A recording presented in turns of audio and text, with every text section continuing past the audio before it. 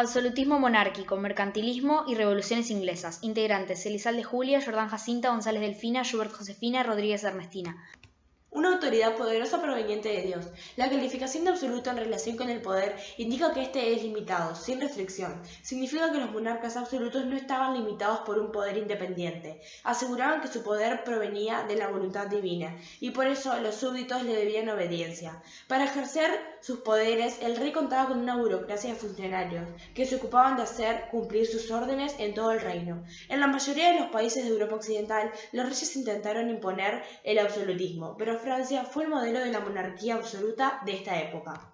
Luis XIV, el Estado soy yo. El reinado de Luis XIV de la dinastía Borbón representó el triunfo del absolutismo en Francia. Este rey gobernó por sí mismo con la colaboración de un consejo. Luis XIV distribuyó habitualmente el trabajo entre ellos, de modo que ninguno tuviera demasiado poder. Se le atribuye la frase "el Estado soy yo". El rey, en su persona, era la encarnación del Estado. Luis XIV trató de ampliar su poder a través de diversas guerras. Se enfrentó con Holanda, Inglaterra, España y el Imperio Alemán. Tuvo éxito en muchas de sus campañas. El mercantilismo. En el siglo XVII se extendió la doctrina económica conocida como mercantilismo, que considera que riqueza de una nación se basa en la abundancia de metales preciosos que posee el Estado. Para obtener esta riqueza, el mercantilismo aconsejaba que el Estado interviniera decididamente en la economía del país. Algunas de estas medidas económicas propuestas por esta doctrina eran: aumentar las exportaciones, especialmente de aquellos productos que aseguraban altas ganancias como bienes de lujo; reproducir las importaciones para evitar el pago en oro y plata. Para lograrlo, el Estado debía cobrar altos impuestos y artículos importados. Los reyes absolutos adoptaron la doctrina del mercantilismo porque su objetivo primordial era conseguir recursos para afrontar sus cuantiosos gastos y aumentar el poder del reino. La pugna por obtener mayor riqueza posible en oro y plata generó guerras entre ellos.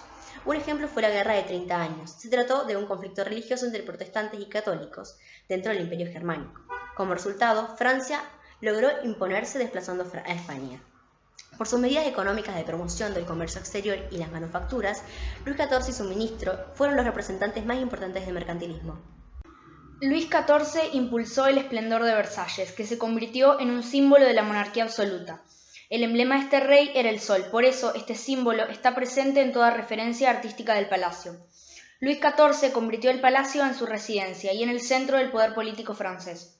Los puntos referentes de Versalles eran: estanque y fuente de Latona, galería de los espejos, era el centro de reunión del palacio; la orangerie, un área para ubicar naranjos; los jardines, que comprenden un predio de 800 hectáreas; estanque y fuente de Apolo; el Gran Canal, que tiene 1500 metros de longitud; el Gran Trianón, conjunto edilicio de mayor distinción de Versalles; y el Petit Trianon, el lugar preferido del rey Luis XV. Durante la Edad Media, la creación del Parlamento. En 1215, el rey Juan Sin Tierra se vio obligado a firmar la Carta Magna, un acta que limitaba la autoridad real en beneficio de la nobleza, considerada un antecedente constitucional. Posteriormente se estableció el Parlamento, una asamblea convocada por el rey. Durante la Edad Moderna, los intentos absolutistas de los Estuardo. Esta dinastía se inició cuando asumió el gobierno Jacobo I. A Jacobo I le sucedió Carlos I, quien pretendió imponer la Iglesia anglicana en Escocia y provocó un grave conflicto. Ante la crisis, el rey convocó al Parlamento.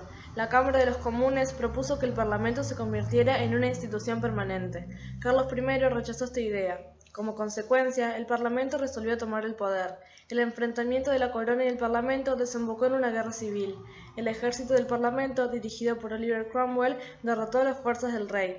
En una decisión sin precedentes, el monarca fue condenado a muerte y ejecutado. Cromwell en el poder.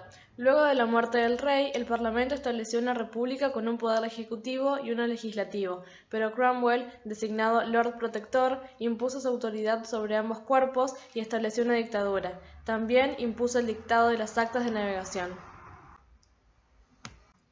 La Revolución de 1688 favoreció el regreso de los Estuardo al poder con Carlos II.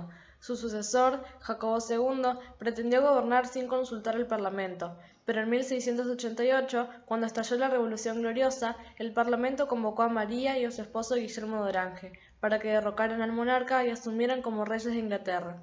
En 1689, María y Guillermo se convirtieron en reyes, después de firmar una declaración de derechos. En adelante, gobernó una monarquía parlamentaria o constitucional, con división de poderes del Estado. De esta manera, el poder del rey ya no procedía de Dios.